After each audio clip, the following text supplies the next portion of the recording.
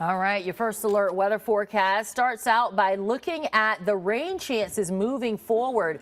Now, we are looking at our satellite and radar composite, so we're still seeing areas of rain and wet weather just kind of falling across the area. This is doing a better job of kind of showing us a little more of the story. So we were talking about how we have those pockets of heavier rain in place up to our north, but then some of this light spotty rain is in place, and it's certainly not as impactful, but it's still going to be a problem. If you're driving, you may just run into a little bit of light rain, maybe some mist out there. And so that is certainly a possibility for you. But again, the heaviest rain up near Chester, Union, Rock Hill, and then Pontiac and Columbia, you're kind of on the tail end of that heavier line there. And then over towards Sumter, you're getting some decent rain. Maysville, south of you, getting in some nice spotty rain there.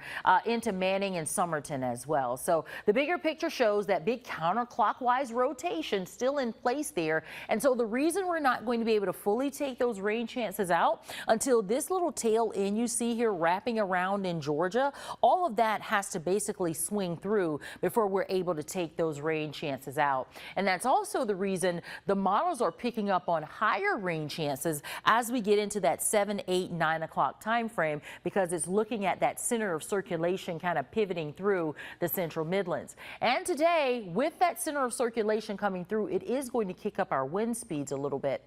Already today, we've had a maximum wind gust of about 20 miles per hour in Columbia, but a whopping 28 in Lexington and in Winnsboro, and 30 miles per hour in Newberry and in Saluda. So for the next few hours, let's make sure we hang on to our hats as that circulation begins to whip through. At 7 o'clock, we're looking at some wind speeds starting to shift out of the north, but still staying as high as about 19, 20, and 23 miles per hour.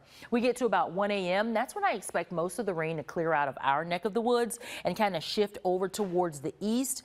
We'll then have your wind speeds coming down to about 10 miles per hour or so. Let's fast forward to the weekend, and that's when we start to track our next chance of rain. That's going to be rainfall around for your Sunday. Looks like we'll see rain around Sunday afternoon and evening, and some of that may linger into first thing Monday morning. That means we'll be heading back to school and work next week with some rain on the board. All right, 74 degrees for you with sunshine in place for you as we head into your Tuesday. Wednesday's also got sunshine and warmer temperatures as high as 80 degrees. We do see the 70s moving back in for Thursday and Friday. Weekend a little bit soggy at times, a few showers Saturday, a better chance of rain Sunday, and some of that lingering into Sunday night. First thing Monday morning, it should be out of here though, but it's going to be much cooler as we start the week next week and head into, what is that, St. Patrick's Day, right?